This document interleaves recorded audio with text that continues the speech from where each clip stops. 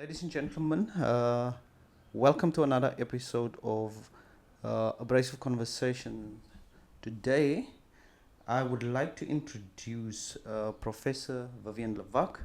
Prof Lawack comes from a small town in the Eastern Cape. Through hard work and dedication, she rose to the top of two very prestigious industries, the financial sector and higher education. In the financial sector, she revolutionized FinTech Law and Regulation and is one of the few experts on the African continent. In higher education, she was appointed as one of the youngest deans or the youngest dean of law at Nelson Mandela University and one of the youngest DVC academic at the University of the Western Cape. Prof Lawack, welcome to Abrasive Conversations. Thank you very much, Jacob. I'm very excited to have this conversation with you. Prof, I would like us to start this conversation by talking about your time as DVC academic at the University of the Western Cape. Now, for my listeners on this particular podcast, and there is another podcast, full-length conversation, where Prof and I cover early development, how she becomes this phenomenal woman in law. And you guys can check it out. I'll put the link up for you guys. So that's why we start this conversation. If you wonder why we start this conversation, it's because that information is already available. So, Prof, when you got to UWC, what was your vision? What did you want to achieve? Maybe I must say that when I came for the interview in 2014, I drove away from the campus and I looked back and I just had a sense that, number one, my time, the transformational journey that was part of my journey at Nelson Mandela University has come to an end. One must know when your time has come to an end. You've made your contribution. Never overstay your welcome. And I looked back and I thought, I want to come to this place because there's a contribution that's linked to my purpose in life, that I want to make a difference and give my best wherever I find myself. And I looked back and I thought, I want to come to this place. So I was very excited when I got the news that I was appointed as DVC academic. And when I got into my car on my birthday, 43rd birthday, on the 30th of March 2015, it was in essence starting a whole new chapter, knowing that this role is quite a complex role. It's not DVC learning and teaching, it's DVC academic being responsible for the entire academic project. And so my vision was essentially to assess firstly the state of the academic project and put the academic project at the heart of what we do, and putting people at the heart of what we do. And here I'm including the development and empowerment of our academics, professional support staff, all those connected with the academic project, and most importantly for student success. And that is why when I look back, and we can talk about that a bit more later, I look back on almost 10 years of having performed in this role and having done a couple of things where I can look back and say, my job here was done. And looking back after almost 10 years of having been in this role, I'm satisfied. There's a deep sense of gratitude that what we set out to do, we managed to achieve even ahead of time, because I knew by a year and a half before the time my job here was actually done. Right. Prof, so it's amazing, especially when you enter UWC. You enter it by two very distinct gates, and it gives you the first impressions of the university. And from that moment you enter the gates, you start getting a feel of what UWC is, and I'm so glad that you felt it and know that after NMU, this is the next step of your particular journey. So when you started your journey at UWC, you had a number of things that you would like to achieve. Do you feel that you achieve what you envisioned as DVC academic at UWC, and why? I think the most important thing was because I was seeing this end state of an academic project that's centered, and where we centered around people, because that's also, we can talk about legacy, that you could have things such as big buildings, which are nice to have, but if you don't have the people and the programs that are sustainable beyond your departure, then I don't think that is in my mind a true legacy. And so I thought, so how does one do this? And one of the things that I think we've done very well in order to realize this vision was to identify teams. I work in teams. I've always, it's something that gives me great joy. If I look at Jacob, I don't know if it's a gift, but I can see the potential in Jacob. And so what I tend to do through my leadership style is to look at where do I see Jacob. And oftentimes, it's actually happened so many times, at NMU, even at UWC, the person might not see where I'm seeing the end state, but I'm recognizing the potential. So for me, it's about high expectations, stretching people. I'd always, because of my work ethic, I stretch people. But I also have high support, because I realize that if you don't have the high support, and you know, Jacob, it really worked because having identified 4 key priorities in order to realize this vision, it really worked for us. The top one was to, I had a sense that at the time, there were people at UWC that had almost a deficit mindset. And it was poor us and we, poor HDI, and the success or excellence is maybe not in us. And I wanted to change that around for our students, but also for our staff. And one of the key projects was really around excellence and student success. And so looking at our first year experience program, we didn't have. The enhancement of our tutor program, the drafting, really understanding what students were, where they're coming from, what are the factors that would either inhibit or actually enhance their student success, culminating in a student success and a retention framework for UWC in 2019. Graduate attributes through a very, very consultative process, including students during Fees Must Fall. And then now having a revised set of graduate attributes as our last part of our policy documents. But what I also saw was, in the second one was on how do you bring that you don't have this binary divide between research and learning and teaching, because there's a whole project that has to also include your engagement, and that is something that's I think it's something that stands out about UWC. So when I came here, I had the sense that there was a lot of engagement. But almost I started speaking about the soup kitchen approach to that focus on, and giving is important. Don't get me wrong on that one.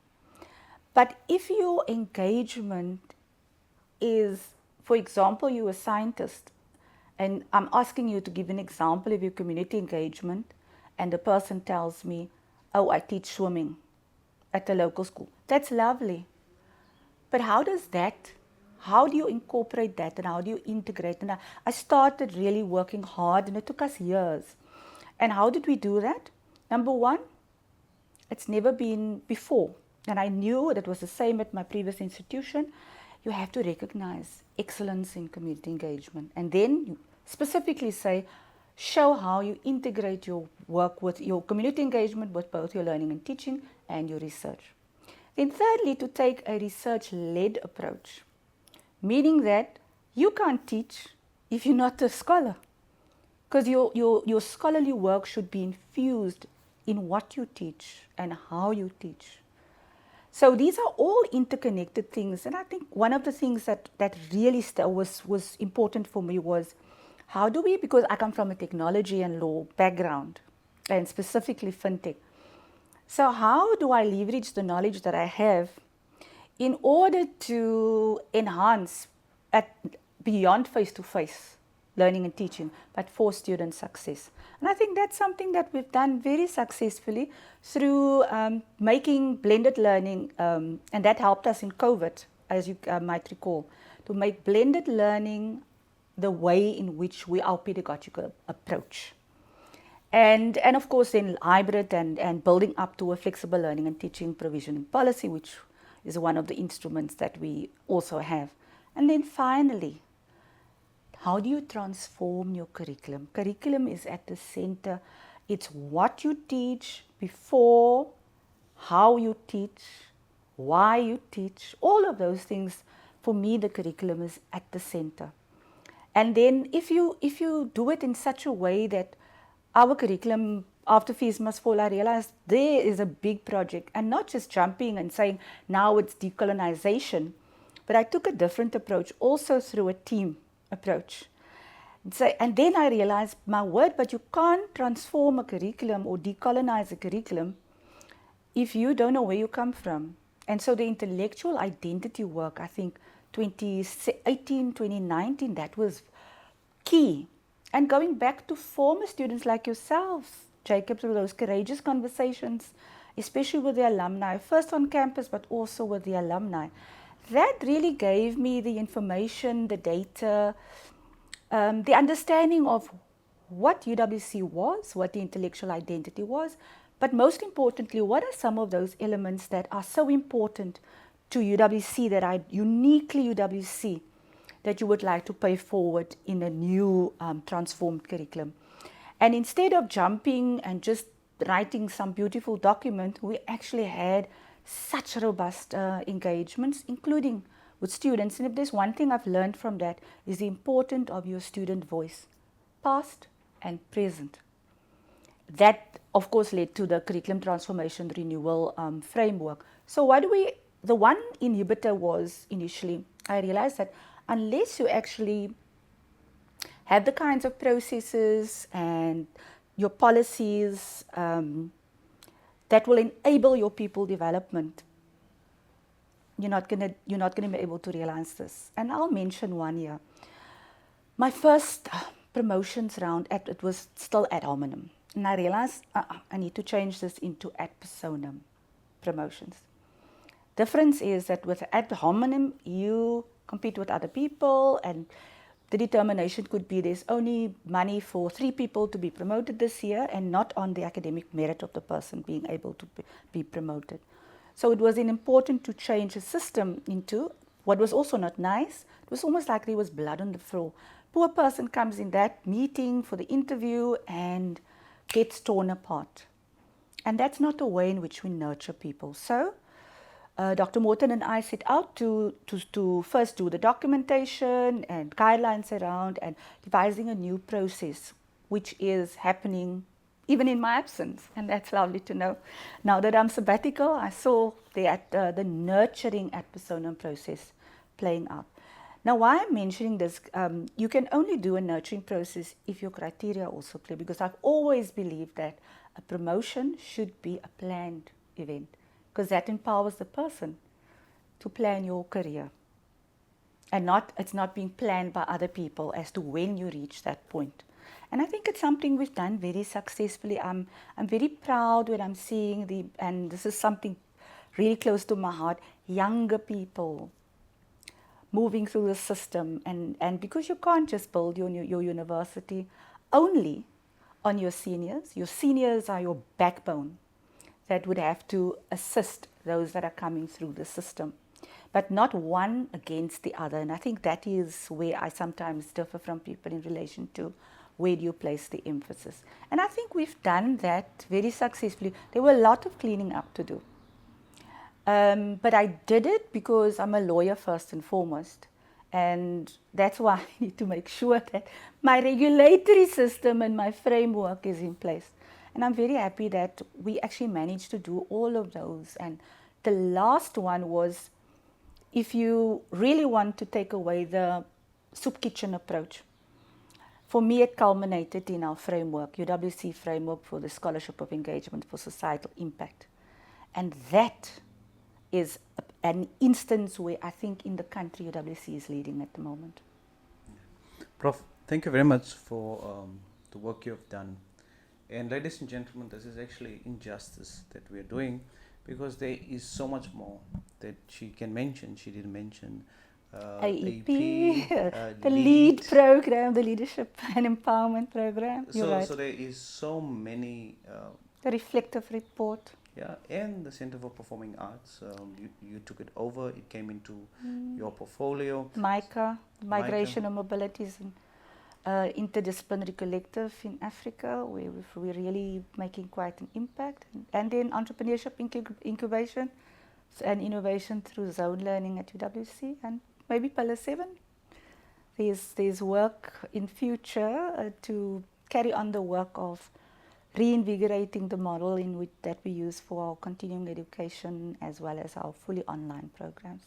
And then also CIECT. Amazing. It's one of the places where I've really witnessed the growth of being technical support to really understanding that they also needed to be. And here Dr. Juliet Stoltenkamp has done amazing work. They were our backbone during COVID. But since we took the decision already in 2016 that blended learning will be our approach, we've really seen a phenomenal, I think we are 99% of new modules being on Ikamva, our learning management system. And then also not just about it being on Ikamva, but around how she, through the digital literacy program for students and the academic support, and reflecting on their own work through their own research, because we had also, from a professional side, taken on the research-led approach to our work. And yes, she was recently promoted to associate professor, and I'm very proud of the work that they are doing in CICT, as with the other directorates and with the faculties. Each of them have something that one can be proud of. Yeah, and ladies and gentlemen, because it moved into the academic space, especially the DVC academic portfolio, it was able to support COVID-19 when COVID-19 happened. We forget the COVID-19 is almost like now in the distant future, but there was lockdowns, and then this CIECT, they did amazing job during that specific time, because they understood now and they know their place within the academic project. That's not all, and we can name a couple of the work that Prof are done. So she's being generous. Modesty is something we learned, and humility we learned in Clarkson, where I come from. So she's really generous, not to take all of this shine. But I know I've been behind the scenes. I've been at UWC, so I know how things have changed. Even the award systems. Yes, that was important to me, the recognition. Everywhere they say there are few things I do everywhere. The one is to bring in academic achievers awards in. I did that at NMU as well. And then the other thing is that my love for my own sense of community and my love for being an engaged scholar for a clinic or 2 or 3. So it's about societal impact. And so what was important for me was that, yes, I was told initially that at UWC you don't elevate certain people above others. And my argument was that recognition is merely saying to someone, well done, I see you. And you know what was important, because even the recognition of having students in the Accelerated Excellence Program, which is a program for high-performing students, you know what I learned? They said to me, thank you, number one, for seeing us. Because as one of our students said, and he's partially blind, this place is vast. And you saw us, and you gave recognition to the fact that we actually worked hard. The second one was, I was not aware of how sometimes they underplayed their excellence. And that first group, the 2018 group, when we started the AEP, actually coined the phrase that excellence is within us, excellence is us. And that made me fight hard for other forms of raising the bar for our students and for our staff. And recognition is a key part of it, because then your first year, your best first year now gets recognized. Your best, we also started to remember the research awards was part of what I started that first year before it split. But the excellence in the excellent lecturer, I mean, that's important, you're emerging. And then the institutional awards around the integration of your engagement with your scholarly work, and then the innovative, most innovative. And I mean, we have at UWC one person. It's amazing. Since we started after COVID, the most innovative lecturer award, Ian Schroeder's won it every year. And also it was interesting, Prof Muniba Isaacs was the first recipient of the individual award for community excellence in community engagement. It felt such a, and I don't even sit on the panel. I just appoint the panel. I don't select the awardees. And it was so full circle for her, she tells me, because for the Living Landscapes project in Plaas, she won that team, Living Landscapes team of her and Prof Ruth Hall. They won the team award in my last awards. So it's really, you could see who are the people and how it made them look at their own careers differently through recognition of excellence. Yeah. So, ladies and gentlemen, there you heard over and above the four things that you identified, there was so many other things that Prof Lawack did. And if you go to UWC and you ask around these things, there will be tangible evidence. So these things are at UWC. But apart from this busy career at UWC and higher education, you maintained a career in the financial sector. You continued your work in FinTech Law and Regulation. How were you able to combine these two seemingly different industries and careers and maintain the type of intensity and engagement in both of these two sectors? It's interesting that you think it's distinct. It's actually a continuation. It was never for me in my career an either or. And when I left academia to join the Reserve Bank, one of the first I can negotiate negotiations was that I would maintain my academic work. And when I returned, one of my key negotiations was to ensure that I can carry on with my work with, especially the Reserve Bank, less so with Straight Limited, where I was senior legal counsel. And why I'm saying it's not disparate, because my academic field of research, I wouldn't have been able to get the job at the Reserve Bank if it wasn't for the work I've been doing on digital payments. I started IT law and the kind of work I did around especially electronic money. And I would not have been able to reflect more deeply in a scholarly way in FinTech Law and Regulation if it wasn't for the kind of experiences that I've had. So how it worked was, I'm fortunate in the sense that sometimes you get academics that can theorize, but I managed to bring the engaged part and to actually blend these two. And I'll give you one example. When I just joined SARB, as we call the South African Reserve Bank, one of my first tasks was to be on a project to introduce South African, our brand, as one of the top 15 currencies in the world through a new continuous linked settlement system.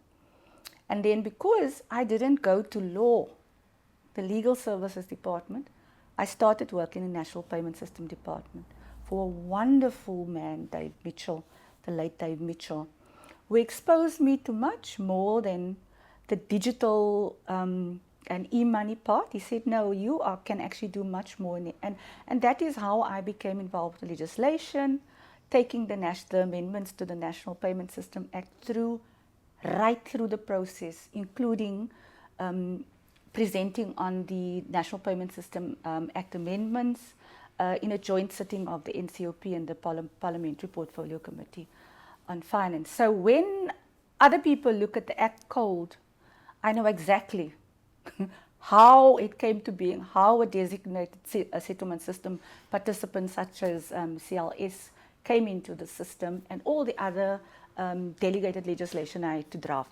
So legislative drafting, regulatory, other policy instruments, it works perfectly with my academic work, because now I can actually look critically at proposed regulation, for example, or I can see the gaps.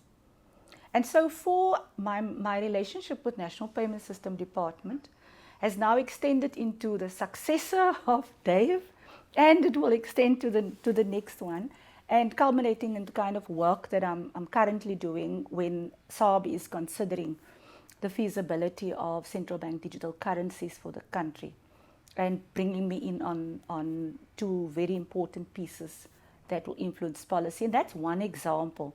So if I did not have that experience, then I would have stayed where I was when I was teaching, I would say, and then settlement of payments happens in the books of the Reserve Bank. I know exactly how it works.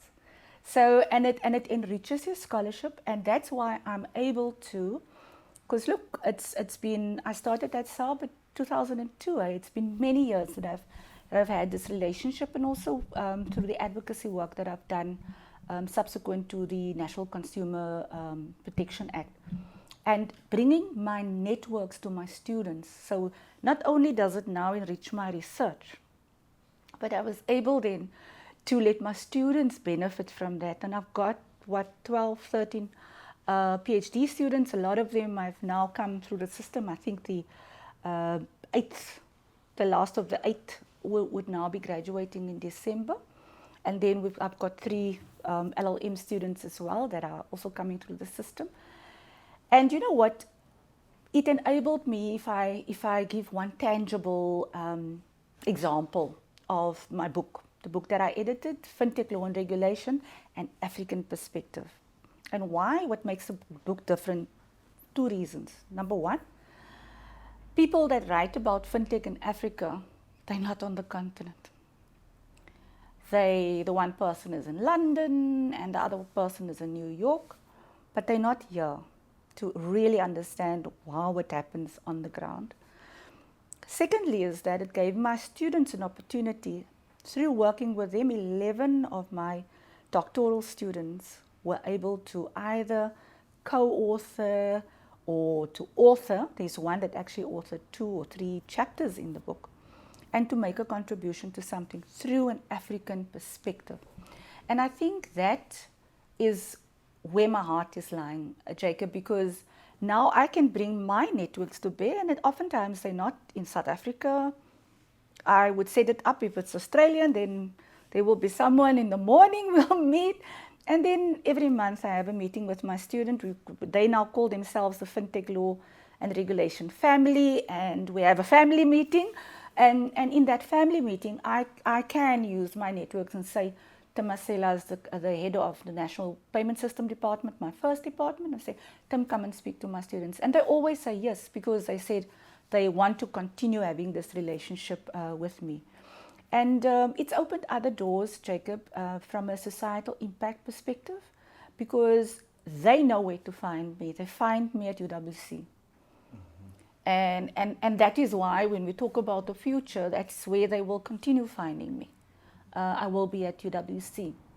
And if they need me, not to just become, do an advisory work and so on, but to really, I am in a position where, at this stage of my career, where I can influence policy and guide, sometimes review legislation, other regulatory instruments, policies, because I've done that before. I've been there at the coalface. Ladies and gentlemen, I was at the book launch, and she is right.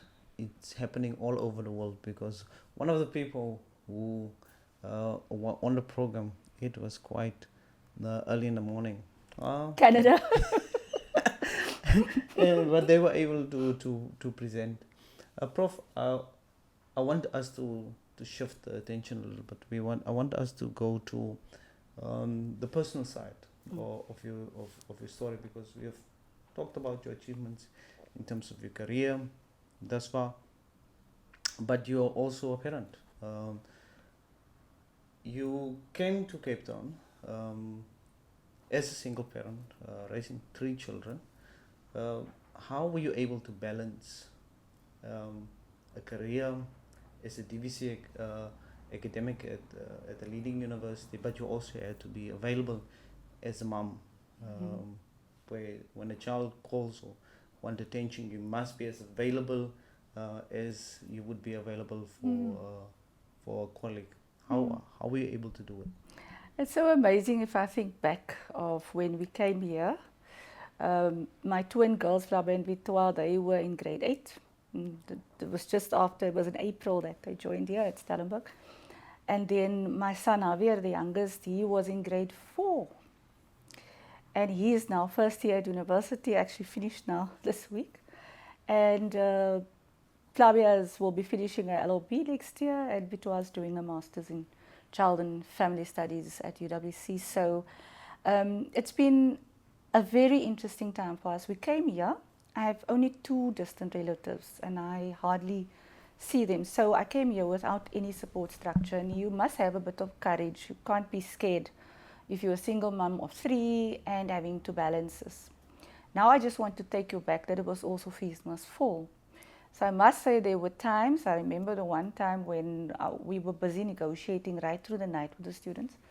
And my children still recall, waking up and I wasn't at home because I only came home at 5:30.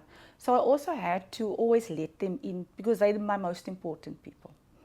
And a career is not who I am. I always said it's not my identity. The post I'm in is not my identity. I've always said it because I'll move on to do other things. And it's not who I am as a person. And I think my children understand that. They also know that their mother is, according to them, extremely hardworking, but it's something that's embedded in our family, in our broader family, that you always do your best in whatever you do, and that success is not measured by being the best, but doing your best. And I think it's a family motto that my parents have started that I managed to pay forward. In fact, my brother as well with his children. And so I think it was about being very open with the kids and making the kind of arrangements where, there was a time, Jacob, on a Saturday that I had to be in 3 different places. Flavia had to be in Somerset West with Redenaars, and why she chose to do, she's English and chose to do the Afrikaans Redenaars and all over the country, and but they've done so well. And Victoire doing hockey and Western Province hockey, then you in Wynberg and in Somerset West, and Javier has to play rugby. So I think I've put it out of my mind that there was a time that I was really over weekend, no time for yourself. It's really just ensuring, and that the children are happy. And I think we've managed now with them, looking back also. They say they love Gqeberha or GQ, as we say, but it's for family. It's not a place they want to return to. This is home. And I think the lovely thing of having created a home, a safe space for kids here, is something that I'm proudest of. Not a job.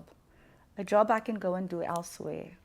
But it's really about having created a space for my children to grow and to excel at what they are doing.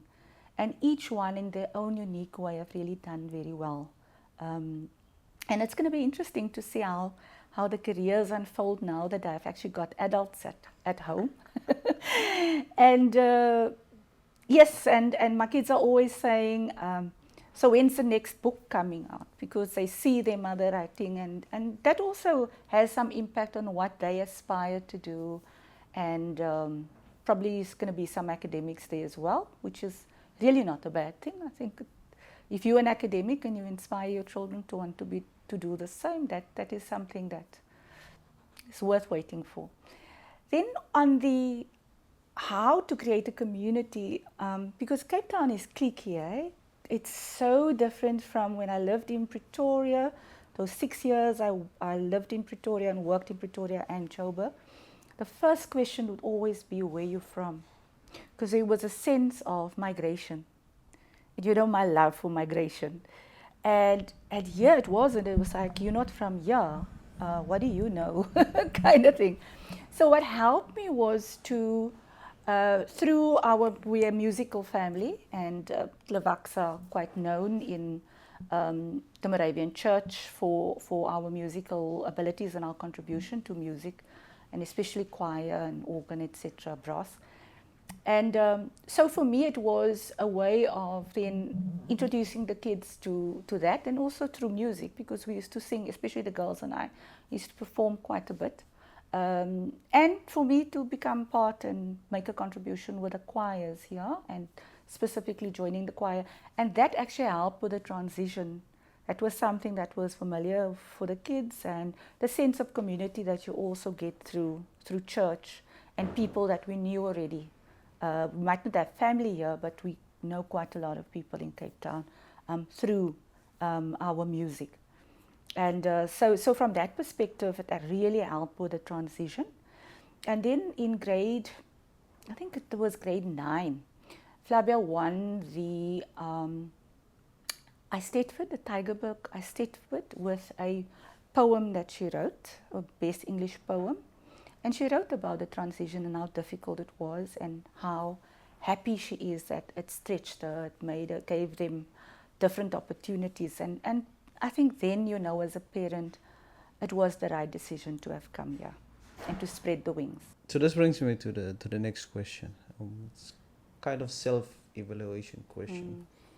Did you do your best as a parent and as someone who was full-time pursuing a career in higher education? I think I've done the best that I could. And I always say when I do leadership, that it's not about being in a perfect balance. Life is sometimes like different seasons of your life, and sometimes it will be more unbalanced and sometimes there's more balance. And it's how you actually navigate those different parts of it. So if I'm saying that I probably spent a lot of time during Fees Must Fall, but then if I look at COVID, how I managed to then do both the acting VC job, my own job as DVC academic, and balance with the children, and I think there was even more balance. So it's very interesting when you look at the times and that it's not linear. So I'm actually quite, gratitude, or being grateful is a sense, or rather the emotion that I'm having. Right. Prof, there is women,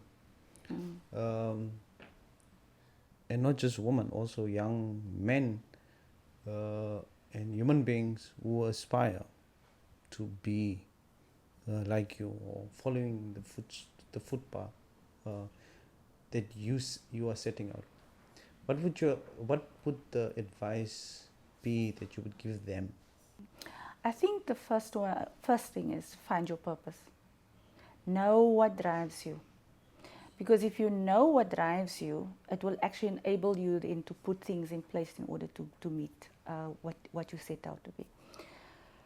In my case, the day I understood that wherever I go, I want to leave the place in a better state than when that place and its people in a better state than when I came to the place. That clicked something, because that is about making a difference, and not in a corny way, but in a real impactful way. It's about the kind of impact that you're leaving. And then the second thing is to know the kind of leader you aspire to be. And so for me, it was bringing that transformational leadership, but with authentic. I am who you now see, Jacob. It's who I am.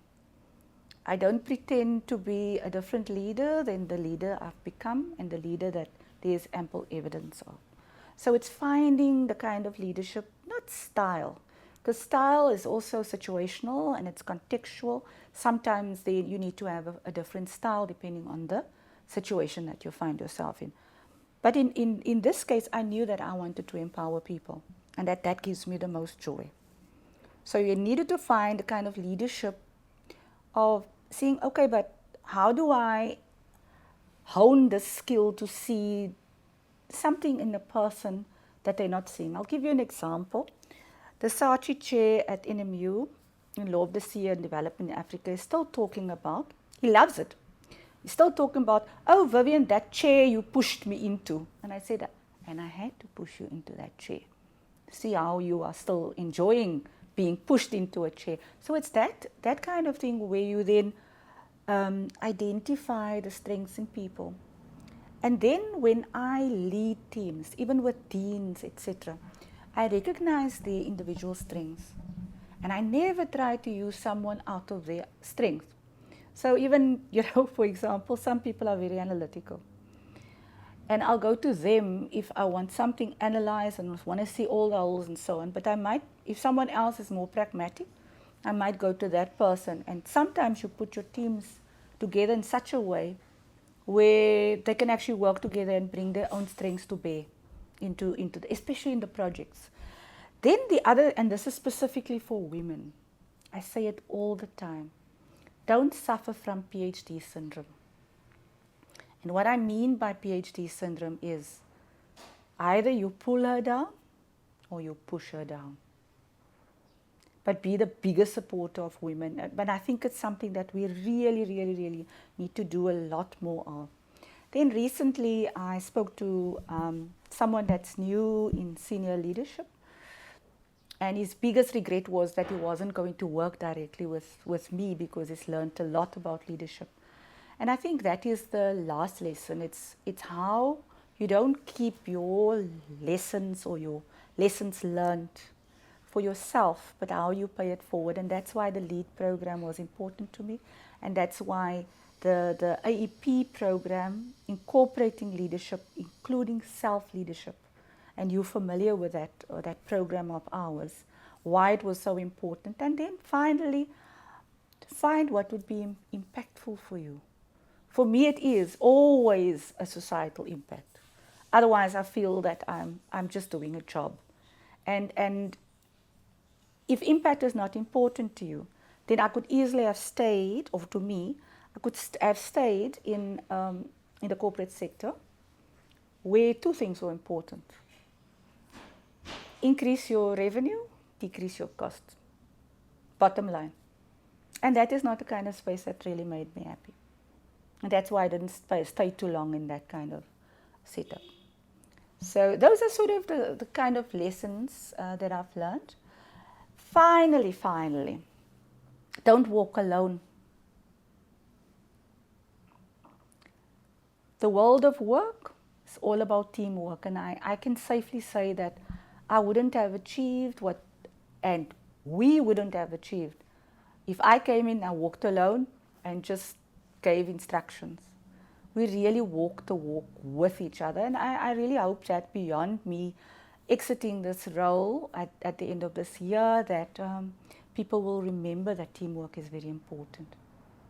And I can be testament to it, is that teamwork is really important to you. You value team, you value the strengths of different people in the teams, but you also value the contribution that juniors are bringing in a team, because sometimes juniors will be in a team and then they're overshadowed by seniors and they don't get that responsibility that they need at that particular point.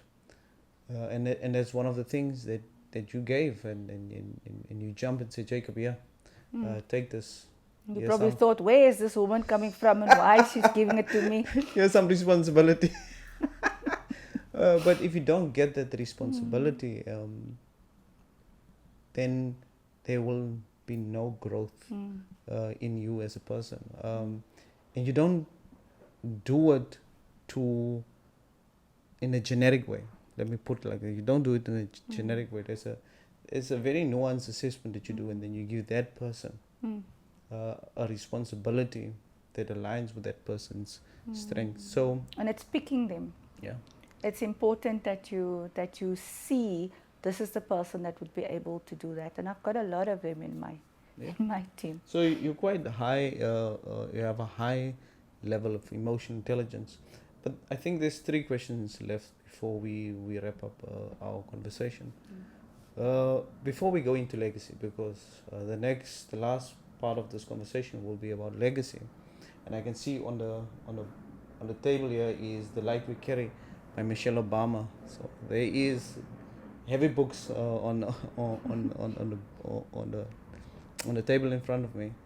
Before we go into that, thinking back at UWC and the work you've done at UWC, what's the biggest takeaway? What's the biggest lesson for you? It's connected to the last question. The biggest lesson is to take people along with you. Because that won't just you grow as a person, but they grow with you. And I think that was for me the biggest takeaway from this. And I mean people, not only those working at the institution, because as you know, I've worked quite deeply with communities, different kinds of communities as well. And taking them along as well and getting them to be excited. And then when you empower them to take this on, then Jacob, it is the most amazing thing when you see the growth in people. And at some stage, you can step back, watch, and just advise. And that is what I had the pleasure of actually doing and observing right towards the end.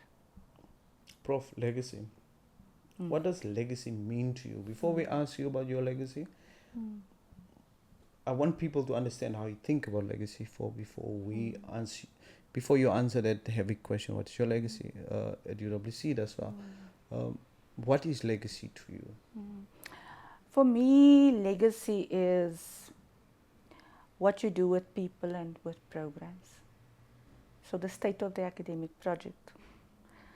In the case of UWC. And for me, the things that sometimes other people think of legacy being buildings and so on. You could have the best buildings. That is something that comes afterwards. But you can have the best buildings, but if you don't have the people and the program, or that kind of vision of where you want to be, and you put the building blocks in place to get there, then not in my mind, I don't see that as legacy at all. So, Prof, with that being said, you're framing legacy. What legacy are you leaving behind as DVC academic at the University of the Western Cape? Because you're a couple of months away from finishing your term. You have completed everything that you set out that you wanted to complete a year and a half before your term ended. You had everything in place. The office of the DVC academic is a well-run office, but what people doesn't know is that the 7 faculties also report to the DVC academic. They know their place, they have their autonomy, they work very efficiently in this engine. This is coming to an end. Prof, your legacy at UWC. What in is one it? sentence, I think it's a thriving academic project with people that are thriving. And here I include especially also the work that we've done around student success. I think there are such wonderful building blocks for my successor to take forward. And I think what is the distinguishing factors really around the scholarship of engagement for societal impact. And I know this as a fact because being on the USAF Teaching and Learning Strategy Group, I know that we are really running ahead in this space as far as higher education is concerned. And it's also for me uniquely in the DNA of UWC, so it makes sense that is where we are at, having involved past and present students.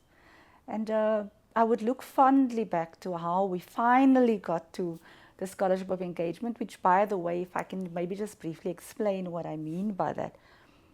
You have different kinds of scholars. One is the scholarship of learning and teaching, or SALT.